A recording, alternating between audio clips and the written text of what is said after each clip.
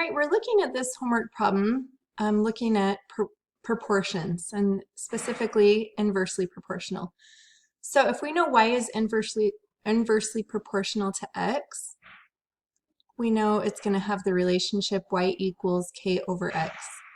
The way that I remember that is it's inversely, so it's kind of inverse of each other. It's like opposite of each other. So when you solve these problems, I kind of think of it like you're going to solve it 2 times. So first, you're going to need to find k.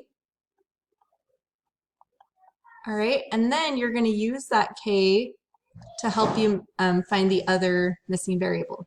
Okay, so in this case, we need to first find the constant k if y is 17 when x is 17. So let's take those and we'll put them in the equation. So 17, and for y, we don't know k, we're trying to find that, and then 17 in place of x. So now we solve for k, we're going to times by 17 on both sides.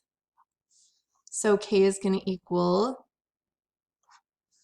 oops, I better get my calculator for this one. So 17 times 17, we get 289. Okay, so when y is 17 and x is 17, k is 289. So that's going to be this first answer. Now, they want to use the k above to write the variation equation in terms of x. So what that means is we're not putting something in for x, we're actually putting x there. So we're going to have y equals 289 for k over x. So that's the equation we're going to use. So that they're kind of breaking it down here. So this one would just be 289 over x. And then we have to use that variation equation to find y when x is 52. So we just take this one more step further. Y equals 289 over 52.